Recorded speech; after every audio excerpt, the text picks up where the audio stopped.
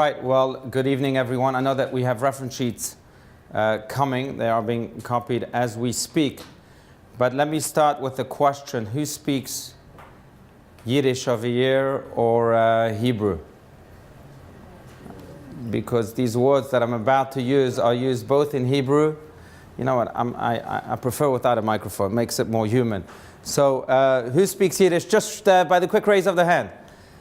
Well, a little bit? Okay, well, these words are very common, both in English, both in Yiddish and in Hebrew. Do you know the words nudnik?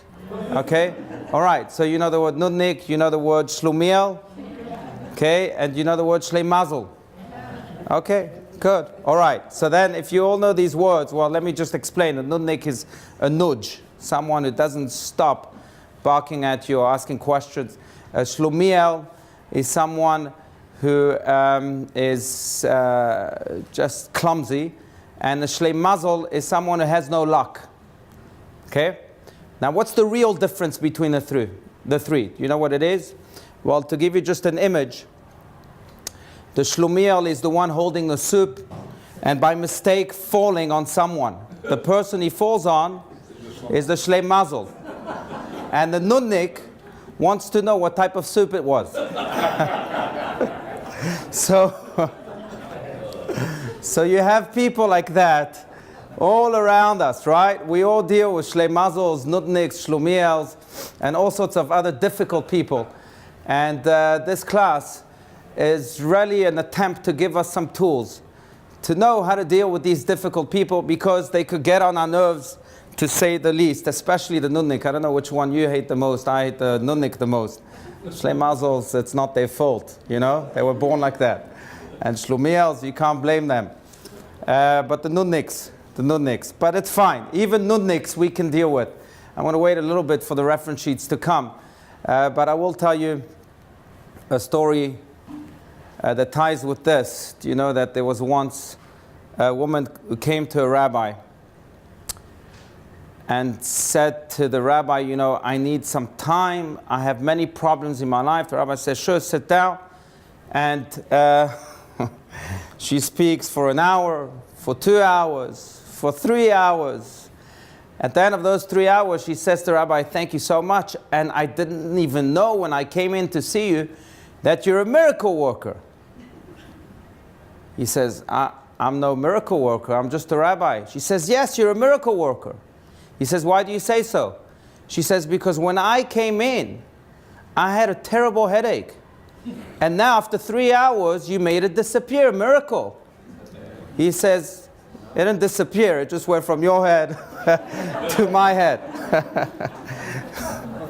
So, indeed, we have people who give us headaches. Of course, no one gives me headaches. I'm not that rabbi in the story. You can speak to me for 3 hours, for 5 hours. It's all right. It's good. Because I have to live according to what I teach. Otherwise, I shouldn't be teaching them. Okay. You know, David Hume was a Scottish philosopher in the 19th century. And he was a complete atheist. But he would go to church from time to time. So his friend once asked him, well, how come you go to church? You're an atheist. He says, I go to listen to the minister. He says, but you don't even believe what the minister has to say. He says, you're right, I don't believe what the minister has to say, but he believes in what he says. And from time to time, it's good to listen to someone who believes in what he says. We lose that art, especially in the marketing world, where everything is about branding, marketing, and we don't really connect. But I think it's important to believe in what we say, so that's why I meant it. If you come and speak to me for 5 hours, that's all right.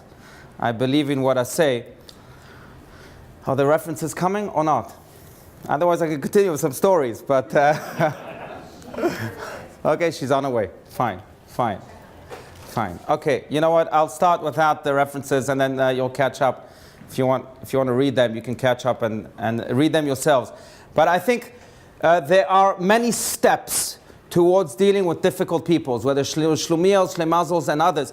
There are many steps and many layers of how to deal with these difficult people. But I think the first and foremost layer, really, Jewishly, I'm not a therapist, and thankfully we'll have a therapist afterwards who will speak about the psychological and therapeutical aspects of it. But Jewishly, see, the Torah already commands us that not only do we have to shy away from difficult people, but commands us to deal with them in a very specific way. And you may be familiar with the commandment in Leviticus, but Leviticus chapter 19 has some of the most important interrelationship commandments. One of them is, of course, 19:18 is V'ahavta l'racha kamocha, you should love your fellow like yourself. Hillel, the sage, said that that's the most important commandment in the entire Torah, but there's also another one. That other one says, B'tzedek tishpot et amitecha, which means with justice you shall judge your fellow. With justice you shall judge your fellow. What does that mean? So the Talmud obviously has to delve into all of the different aspects of these verses. When it speaks about this verse, the Talmud says, well, there are two interpretations. It says you shall judge, so maybe this commandment only refers to judges. Okay, judges should judge everyone with complete justice. You can't find favor or show favor or even think favor towards one side over the other. For example, and gives very specific examples. For example, you can't let one side speak more than the other. That's not fair. Just speak more than the other. You can't. You can't interrogate one side with a set of questions and not use the same set of questions with the other side. So with justice, you shall judge your fellow really only relates to judges sitting in court. But then there's a second interpretation on which many volumes and volumes and volumes of Jewish books were written. And that second interpretation from the Talmud says, Heved dan et kol ha'adam lechav zechut. What the Torah really says, that you shall judge everyone favorably. If you're in a situation in which you are forced to judge someone, maybe because it's dealing with your own life too, then judge that person favorably. Judge the person favorably. Which means, of course, that you should give him the benefit of the doubt. You see, that expression wasn't made up by the American culture. It comes from the Bible itself, from the Talmud and obviously from the Bible. Give the benefit of the doubt. I'll share with you a quick story, but I remember when I was a teenager living in Jerusalem, I once had to catch a minyan for Mincha.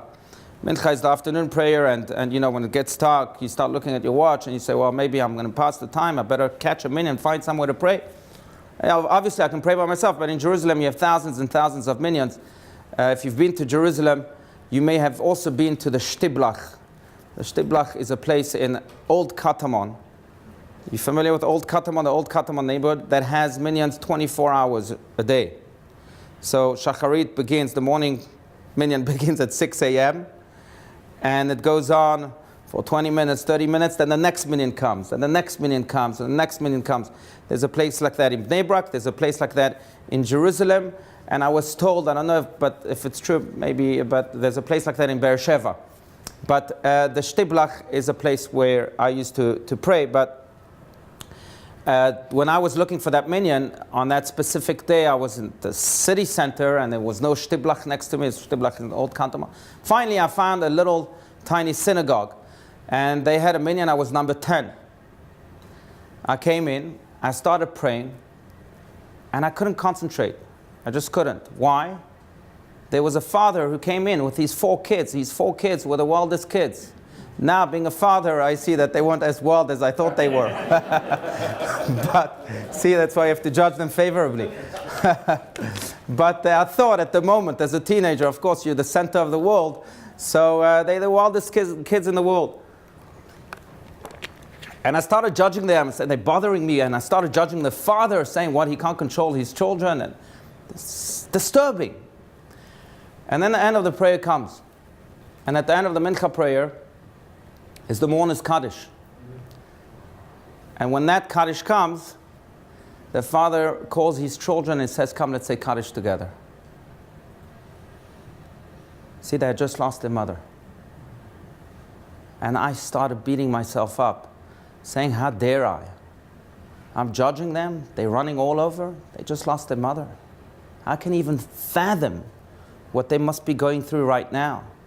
And I was reminded again of this biblical commandment of Heveh dan et kol ha'adam lechav zechut, that you shall judge everyone favorably. But within that commandment that really was well interpreted with the words that we just used in Hebrew by the Mishnah, by the ethics of our fathers, Heveh dan et kol ha'adam lechav zechut, we find yet another tool. And this tool was actually developed by the Maharal of Prague based on these words of the Mishnah. The Maharal of Prague, Rabbi Yehuda Lau, was the chief rabbi of Prague in it's a process. Okay, that's fine. We'll judge them favorably. But the copiers. But Rabbi Yehuda Lau, he was the chief rabbi of Prague in the early 1600s. He was also credited for, and I don't know if this is a legend, if it's a true story, but credited for creating a golem. You may have heard of that. A golem, which is a monster to fight anti-Semites in Prague. They were constantly attacked by, the Jewish community was constantly attacked by many Jew haters in Prague. In fact, there were blood libels at that time. And the Maharal of Prague decided to create this monster to fight them. And they were just petrified by this monster that they left the Jews alone. In fact, if you go to Prague today, you can go and visit the Alt New Shul, which is the synagogue of the Maharal of Rabbi Yehuda Lau.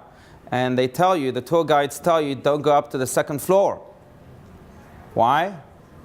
Because the golem is imprisoned there. He's been imprisoned there for hundreds of years. And he might just let his wrath upon you. So don't go. But Rabbi Yehuda Lau, besides his creation of the golem, was truly a holy man. He was probably the foremost Kabbalist. And he takes this verse, and I think gives us one of the most effective tools about dealing with people, with difficult people. See, if you look at the words of the Mishnah themselves, what does it say? And I wish you had the reference sheets in front of you, but it says, Heveh dan et kol ha'adam lechav zechut. Heveh dan et kol ha'adam lechav zechut. You should judge not every man favorably, but there's almost a spelling mistake there. You should judge the man favorably. Kol ha'adam. Kol ha'adam. You should say kol adam, not kol ha'adam. Right? Every man, not every the man. Why every the man?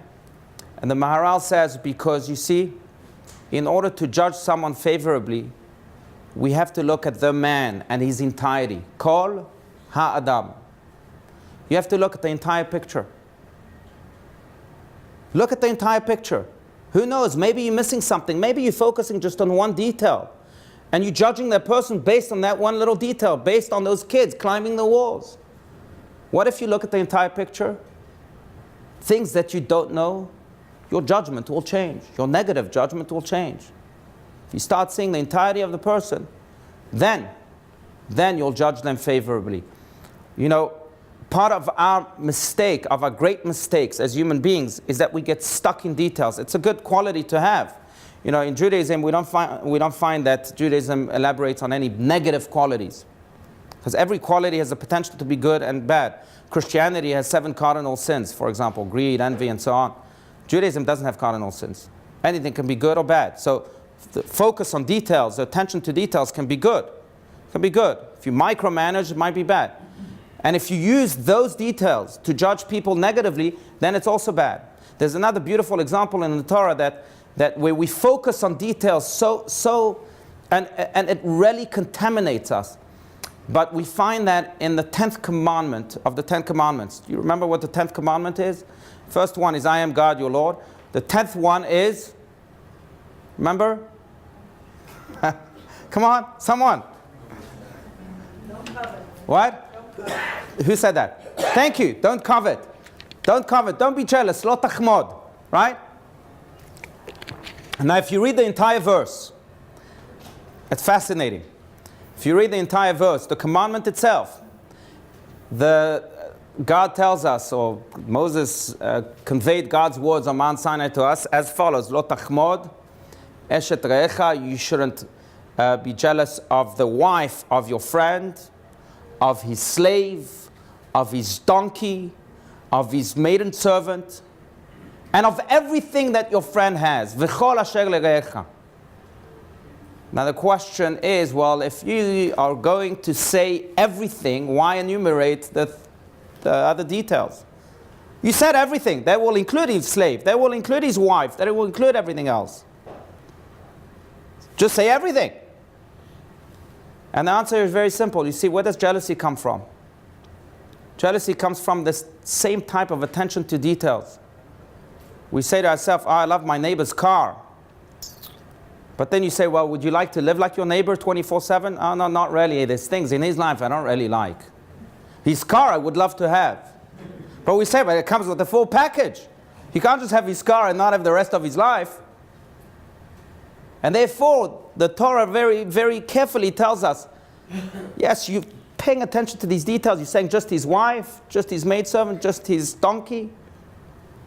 You have to look at everything. If you look at everything, your judgment will change. Then you'll start thinking differently. Same goes with people.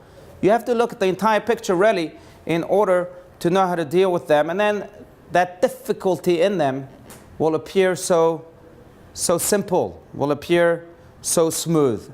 I think that's tool one. Heved dan et kol ha'adam lechav zechut. You know the famous experiment that was once made by a teacher who also dealt with students who were judgmental the whole time and so on.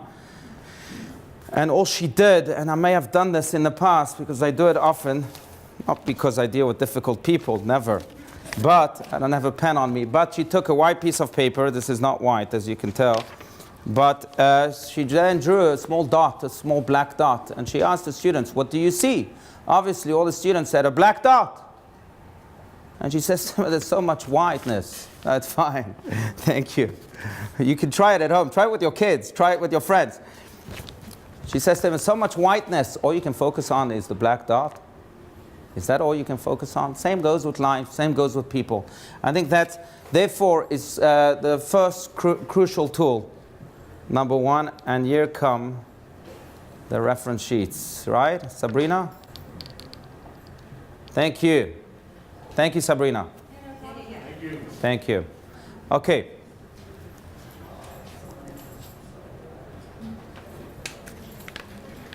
So I'm happy they're coming now because the very last reference that emphasizes this thought, I want to read out loud. And then we'll go to number 2. Okay, as we're passing them out, there are 3 pieces of paper. They're not stable. Ah. So don't separate them and give one to your neighbor. Okay? Keep all of them. Fine. Okay. You know what? Those who did receive them, let's pick someone and maybe we can have a volunteer read the very last part of this first thought. When you attribute evil motives to a person performing a negative act, your brain swells with negative energy. On the other hand, if you train yourself to view the person, unlike his behavior, in a positive light, you save your heart from being consumed by ire. Okay, and I think this is a good segue to point number 2. But it's a brilliant point. You see, when a person is filled with negativity, it affects him. It affects him. He fills himself not just with negativity, but I call it with toxicity. You become toxic.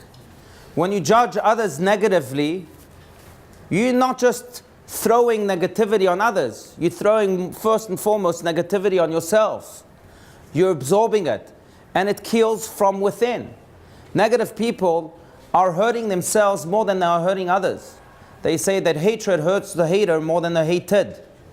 It does. That's because you are consumed with it.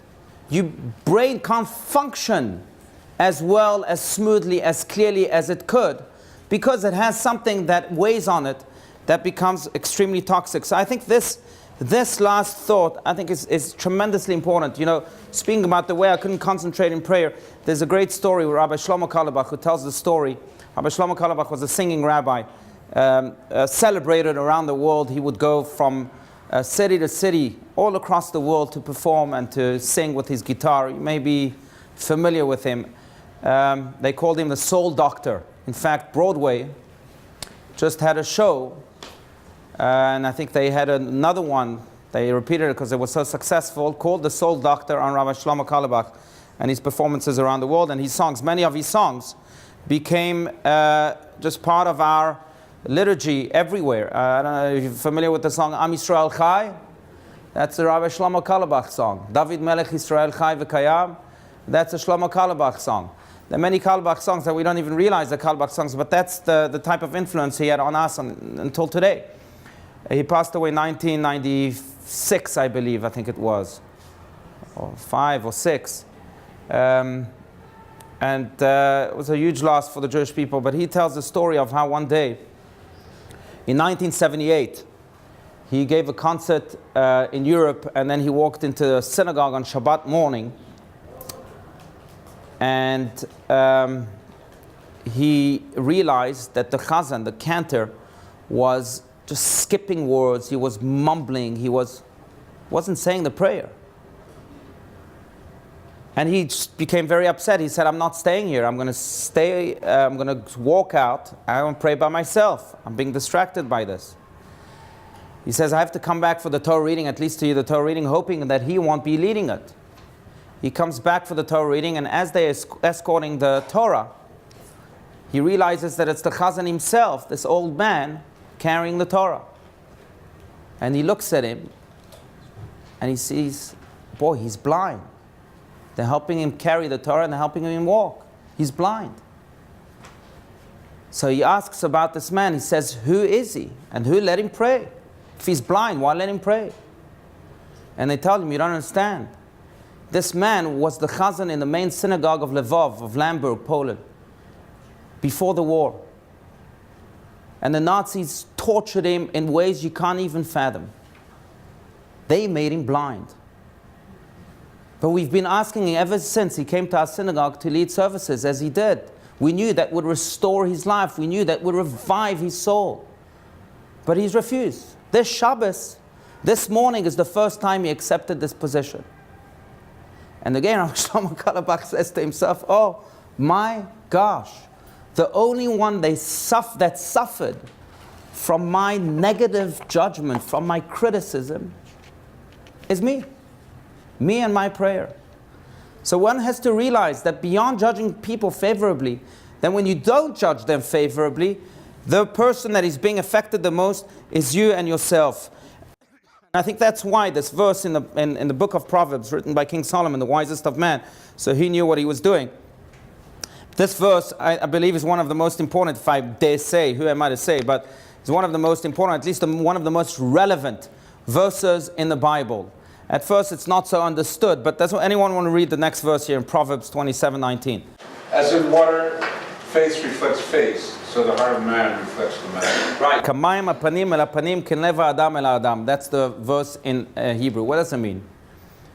Just as when you go to a lake, when you go to a body of water and you look inside the water, you see a reflection of yourself, so too it is with relationships of people. The way you look at others, that's the way they'll look back at you. If you look at the reflection of yourself in water smiling, you'll see yourself smiling. If you look at other people with a smile, they too will smile back at you. Not long ago there was a book, and I don't know, there's waves like that in our society that come and go, come and go. Thank God the Torah is eternal, it forever stays. But there was a book called The Secret. I don't know how many of you are familiar with it, but it made many waves. And in it, they introduced what's called the law of attraction. Heard of it? Basically, they shared the same message, that you attract what comes to you. So if you're positive, you'll attract positivity. If you're negative, you'll attract negativity. Where does it come from? From here. The book of Proverbs. King Solomon said it 3,000 years ago, way before the book of The Secret. But it's the same idea. The way we look at people, that's the way they will look back at us. So now, when we deal with someone that's difficult, we really have two options. One option is to say, yes, he's difficult. I can't stand him. That relationship will never heal. Because by saying that, you're attracting that upon yourself. That's what the other will say. I can't stand you. But if you try and create a shift in your mind saying, I love you, I love you, and I love you, eventually that person will say, I love you too.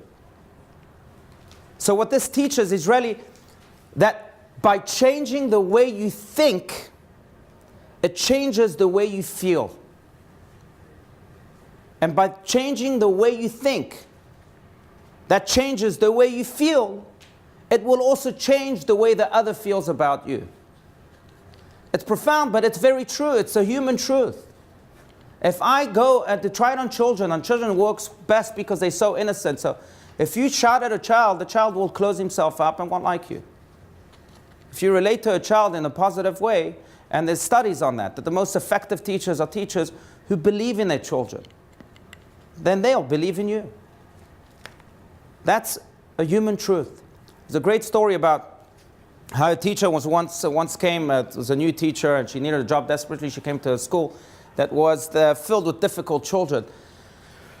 And on the first day, no one gave her any chances. People would say, well, this is the 7th teacher to this specific difficult class. She'll never last more than a week. She lasted a week, she lasted 2 weeks, she lasted, in fact, the whole year. They couldn't believe it. They truly couldn't believe it. They went back and asked the teacher, what was your secret? How do you deal with all these difficult children? She said, difficult children? That's not what I was told on the first day. What were you told on the first day? Well, I was given a list of all of my children with their IQs right next to them. I thought their IQs were very high. And they said to her, those weren't their IQs. Those were their locker numbers. But now we understand. Because you thought it was their IQs, you related to them as special children, as highly intelligent children. So reflected back on you, they accepted you. And once you had that flow, then nothing could stop you. The sky even wasn't the limit. Now, I know that, Maimonides, in many books, many books by the Abu Draham and others, Maimonides is referred to as Rofeh Nefashot. Rofeh Nefashot, the healer of souls. I think that's what psychotherapy really means, right? Psych means the mind, or the soul maybe, and therapy means healing. So Rofeh Nefashot, psychotherapists have a lot in common. Rofeh Nefashot, but what makes a good leader, a good person, is a person that's able to heal the soul. Why? Because he sees the soul. You can't heal the soul if you don't see the soul. And when you see the soul, you also see the positivity, the holiness in others. And that's why I think this second tool, beyond judging someone favorably just because you have to give them the benefit of the doubt, is so crucial in dealing with difficult people. This is what we find in a very interesting story in the Bible. I'll take you back to it, and then we'll read the verses in Numbers 17, 16 to 24. But this is the story about Korach's rebellion against Moses. You may remember how Korach, with 250 men, went and tried to rebel against Moses' leadership. So God decides to do an interesting experiment. What does he say? He says, well, Korach is rebelling against you and against your brother Aaron as the high priest. So let me show Korach who I chose as the high priest. And he tells Moses, tell Korach to bring his staff, and let every other leader bring their staff, sticks. And then Aaron will place his staff also in the middle of all these sticks. And the one whose staff will blossom in the morning will be the one that God has chosen as the leader. Korach agreed to this trick, to this magic. All the leaders brought their staffs. Aaron's staff was placed in the middle. And guess what? God wanted to show that Aaron was the true leader. So obviously the next morning, it was his staff that blossomed. And my question to you is this: why choose that bizarre magic? Really? Is that the way God was going to prove that Aaron is the leader? What's the idea? Let's read the verses themselves and we'll explain it. But let's read the magic, about the magic trick itself. Number 17, 1624. Does anyone want to read? Take a staff from each of the tribe's leaders. Each should write his name on his staff. Write the name of Aaron on the staff of Levi, and the man who I shall choose, his staff will blossom. Right. Moses places each staff before God in the sanctuary. On the next day, behold, the staff of Aaron was blossoming. It brought forth blossom, produced fruit, and bore ripe almonds. So that's exactly what happened. Now why? Why? Why don't you continue to read now? We'll go to the interpretation of it. I think it's just brilliant. This is by Rabbi Schneerson of blessed memory in his book Likutei Sichot. This miracle of the sticks did not come to prove who was the high priest, but rather it came to teach what is a high priest. What is a staff? A staff is a branch disconnected from its tree. It is dry and dead. How do you determine who is the individual in a generation chosen by the Almighty as the high priest, as the ambassador of God to sow the light of holiness into the hearts and souls of humanity? You search for the human being in whose presence staffs are transformed to orchards. Lifeless sticks become gardens. Dry rods become generators of growth and vitality. The individual blessed with the ability to create life out of that which appears lifeless. He is the man chosen by God as the high priest. I think that's simply brilliant, because really, not only does it teach us what a leader is, it teaches us also how to deal with these difficult people, because we don't have to see the difficulty. The fact that they're difficult people is because we think they're difficult. But if we can look beyond that, if we can see in that dryness some life, if we can see in that staff a living stick, a blossoming stick, then we'll have known that they are really not difficult to begin with, and then we'll have known how to transform these apparent foes into true friends. I have to also evoke again psychotherapy, and Gila, that's your task a little bit, but I know that some of the most, the leading psychologists in our times were mostly Jewish, right? From Adler to Freud and you name it. Carl Jung wasn't, but many others were. And I think one of them, my favorite by far, shared this idea in a very powerful way. His name was Viktor Frankl. Viktor Frankl, as you may know, was himself a Holocaust survivor. And he found out, as a cure, something in the camps that he had never thought could happen.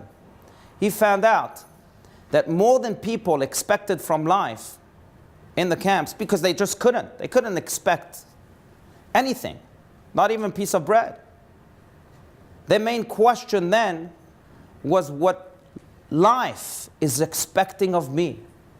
I can't expect anything from life. But life is expecting something of me. Life is calling my name at this moment. And then he realized how these Holocaust prisoners, were these Jews, were listening to this call at every moment and asking themselves, well, how can I help others? Maybe life right now is calling me to bring my piece of food, my piece of bread to someone else. And everyone was trying to search at least for their purpose and actualize themselves in the best of ways, even in the harshest situations. And based on that experience, obviously he authored this book, I think the bestseller of all times. Maybe Harry Potter now is the bestseller of all times. But after Harry Potter, it's Man's Search for Meaning by Viktor Frankl, in which he says that in every human being, more than the sexual drives that Freud speaks about, and the genetic orders or disorders that Spinoza speaks about and others, it's the yearning for meaning. It's the soul that simply wants to fulfill its purpose in helping others. And there's a great story told by Howard Schultz, who's the CEO of Starbucks, of how he once went to Jerusalem with a group of CEOs to visit some of the leaders of the Jewish people. And he actually went to Rabbi Nosson Finkel, who was of blessed memory, who was the head of the Mirror Yeshiva in Jerusalem. The Mirror Yeshiva is the yeshiva that has the most students in the world. If you walk at any moment of the day, if you walk into that yeshiva, you'll have at least 1,500 students studying at that moment. One of my great pleasures when I go to Jerusalem is just to go to that yeshiva by myself, sit there, and listen to everyone studying around me. There's nothing more transporting, more transcending than an experience like that. But the head of that yeshiva was Rabbi Nosson Finkel, and Rabbi Nosson Finkel himself was a Holocaust survivor. So when they walked him into his, Howard Schultz and these CEOs walked into his office, obviously the subject went to the Holocaust, and Rabbi Nosson Finkel then pounded his desk, as he says, and asked them, what did we learn from the Holocaust? What did you learn from the Holocaust? And they tried each with their own separate answers, and he dismissed each and every one of them. And then he says, I'll tell you what we learned from the Holocaust. See, when I was in the barracks in Auschwitz, and it was very, very cold at night, the Nazis would distribute blankets, but there weren't enough blankets. There was one blanket enough for 4 or 5 people. So the person who would receive the blanket, who would be lucky enough to have that blanket fall in his hands, had a choice. He could either keep the blanket only for himself, which would keep him warm at night, or he could spread the blanket upon 3 or 4 or 5 other inmates and keep them warm a little bit and him a little bit, but no one would really be warm for those cold nights. And Rabbi Finkel says, you know what miracle happened? Everyone who received the blanket spread their blankets upon others. Every single one. This is what I learned from the Holocaust, he tells Howard Schultz and his friends. Now go take your blankets and warm at least 4 or 5 other people. This is a powerful message from a powerful rabbi. But again, it teaches us that at the very core of the human spirit, there is this yearning of spreading our own blankets, of searching for a purpose that comes to help and elevate the world. To deal with difficult people is to know how to find that within us and to find that within others. I think therapists call it, Viktor Frankl calls it reframing our thought on others. It's not the external layers that count, but rather the internal ones. And this is what a high priest is all about, transforming really dry staffs into blossoming ones. And I think the third and final approach that we should adopt as we deal with these apparently difficult people really ties into something much greater, speaking about purpose, helping others and elevating and seeing the soul in others. There's much to learn from Joseph. Some of you may have heard this last night at the building meeting if you were there, but Joseph and Moses are, I think, some of the greatest heroes, at least the most celebrated heroes in the Talmud and in other places. But there's a reason for that. See, Joseph, as we learn in this portion, by the way, he's faced with a very difficult task. He needs to forgive his brothers. These are brothers that not only try to sell him to slavery, but try to murder him. If you remember the story, they threw him in a pit filled of snakes and scorpions. They actually try to murder him. Imagine, what would you do if someone would try to murder you? Can you forgive them? Can you? I really don't know if I could, especially if it was my own brother. What, you try to murder me? It's interesting because Joseph almost follows the pattern of his own father. His father had a brother that tried to murder him. His father didn't quite forgive the way Joseph forgave. Joseph went a step further. And many point out that it's maybe to correct the forgiveness that wasn't found in the heart of his father, that full forgiveness that wasn't found in the heart of his father. But here were his brothers. He's facing them now after 21 years of separation. He's the vice king. He has the power to kill them if he wants. He has the power to imprison them if he wants. He has the power to do anything he wants with them. Instead, he chooses to forgive them. And then there's one line that he shares with them that I think is a line that every Jew, every human being should adopt in his every relationship. He says to them, we don't pay attention to the power of those words, but he says to them, yes, I'm your brother. They step back. They're filled with fear. And he says, don't be afraid, come back. Why shouldn't you be afraid? Because you didn't sell me to slavery. God sent me to slavery. You didn't sell me to slavery. God sent me there. In those few words, he shares a perspective on life that is so vital. See, because at every moment of life, we also have the choice to view life as if we were sold into it, Yes, I'm a victim. It's not me, it's my circumstances. It's not me, it's my brother. It's not me, it's my teacher, it's my wife, it's my husband. It's not me. I'm sold into all these different things. But guess what? When you sold, you're exactly like a chair. This chair was sold. Did it have any say in its sale? No. You're passive. All you can say was sent. Yes, it's tough. But there must be a reason right now why I'm meeting this difficult person. There must be a reason. I remember reading just a few months ago, but I have this custom that before I go to sleep, I read. I would encourage this with this age of distraction, as David Brooks calls it. We live in an age of distraction where everything, was distracted. Just today I went to pump gas right here on Scottsdale Road. And I realized, wow, they've really utilized every space. On the pump itself, you have an ad for the Sun Devils. On the pump itself. It's like, that's it. You're distracted everywhere you go. They've utilized everything is calling you in a different direction. But in this age of distraction, I think it's an important thing to incorporate, especially with the addiction to cell phones. Some people go to sleep with their cell phones and they wake up with their cell phones. I think it's terrible. Not only are there studies that the LED screens can really disturb your sleep and other brain functions, but it's just not healthy. You're imprisoned. You're addicted. So before going to sleep, I read a book and it soothes my spirits sometimes. At least I try to. So the book that I'm currently reading is Letters of the Lubavitcher Rebbe. And as you may know, Rabbi Schneerson communicated thousands upon thousands of letters with many people around the world. And he writes to someone who obviously is having many troubles in his own marital relationships with his wife. And Rabbi Schneerson, out of character, because he wasn't that mystical, he was very mystical, but not in that sense, but out of character, writes to him, and it astonished me. He writes to him, he says, maybe the reason you're having such problems with your wife is because in your previous life you failed in marriage. You were the cause of your shalom bayit, of the peace in the home, amounting to failure. So God is putting that test in front of you once more to give you the opportunity to correct it. Well, fine, good. But what this teaches me is that even in those difficult relationships, there's purpose. You weren't sold. You were sent. That's Joseph.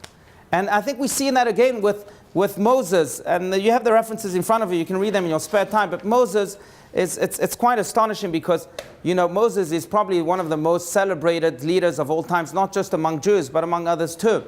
I know the Arabs call him Musa. In fact, there's a mountain called Abu Musa in the Sinai desert where they think that that's where Mount Sinai is.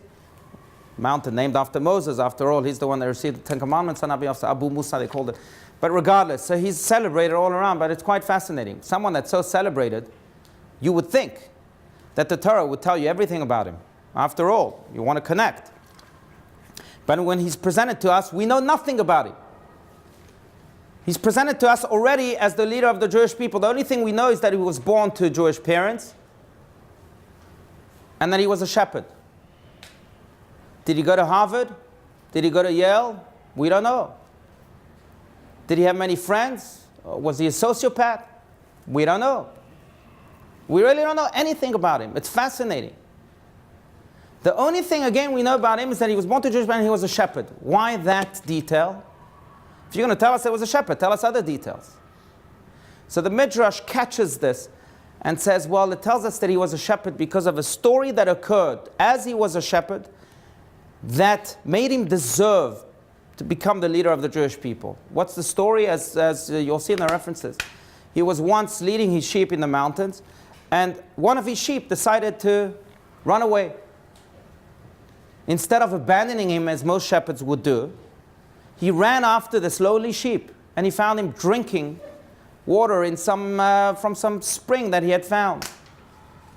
So instead now of chastising this sheep, he carries him, hugs him, and says, oh, if I only knew that you were thirsty, I would have given you water myself. I'm so sorry.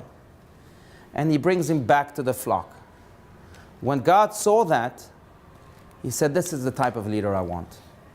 A shepherd that cares for every individual with unconditional love. That's the shepherd I want. And that's why we are told that he was a shepherd. Otherwise, that detail would also be erased from the book. But why did he do this? And that's because he was a healer of souls, like Maimonides is called.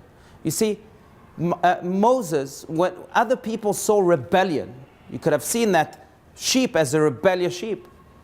He saw yearning. When other people saw alienation, he saw thirst. He saw something much greater. He saw the soul. And that's what he connected to. And therefore, no moment, no sheep, no person was ever difficult in his eyes. That's the power. Really, that's the power of finding purpose in everything. What Joseph introduced, Moses continues. And it's, I think, the life perspective that will help us also deal with difficult people. You know, there is a great story about the Baal Shem Tov, the Hasidic, the founder of the Hasidic movement, who on the high holidays one day, on the Yom Kippur, the holiest day of the year, he was very serious. His students knew that there was something wrong. Maybe, you know, this year was going to be filled with decrees. And all of a sudden, in the middle of the prayer, the Baal Shem Tov leaves his synagogue and joins the synagogue of thieves. There was a synagogue where all the thieves went to. He prays with them for the rest of the day. And at the end of the day, he's all joyous and smiling. Students couldn't understand. You left us to go and join the thieves? So they asked him, what happened? And then you were joyous what all these decrees that you may have seen were annulled? And he said, you don't understand. When I prayed with you, all the gates of heavens were locked. I knew this was going to be a difficult year. So what did I do? I went to the only people who can open up locks, who can break all these gates open. I went to the thieves. The thieves helped me break all of the locks of the heavens. The gates went wide open, and God accepted all of our prayers. Now, I don't know if this story is true or not, or if the image of the Baal Shem Tov is true or not, but it shares certainly one message. That yes, you can deal with the thief. And often we deal with these types of difficult people. But you can say, well, you know what? They have a good quality. They can break open some gates for us. So let's use that quality. Let's use the positivity within the negativity that is maybe just imaginary. And then we can become Josephs, and then we can become Moses. And I'll conclude just with that story, with one last anecdote. But since we just celebrated Hanukkah, it's a story about a young girl who made a special gift for her father in honor of Hanukkah. When I told the story to my daughters, says it doesn't make sense. You're making up the story because you're supposed to buy me a gift. I'm not supposed to buy you a gift. Girls don't buy their fathers a gift. Anyway, but she did. She bought her father a gift. In fact, she didn't buy it, but she used the gold wrapping paper that she had in her house to wrap a special box for her father. When her father found out that she used up all the wrapping paper that's made out of gold, he became very upset at her. How dare you? You waste all this paper, this gold, for nothing, for a box. And the daughter says, well, this box is for you, Dad. So he immediately calmed down. She presents the box to her father. Her father opens the box. And he realizes it's completely empty. So now he becomes angry again. And he says, how dare you? You waste all this gold for an empty box? Is that what you do to this gold paper? And she says to the father, Dad, it's not empty. I blew thousands of kisses in it, just for you. And the dad now was melting. My friends, in life, we too encounter difficult people. We feel as if they're empty boxes. We feel as if they've wasted all of our gold. But if we dig deeper, if we become soul healers, if we adopt the approach of Joseph and Moses, we'll know how to find those kisses, and they too will melt our hearts. Thank you.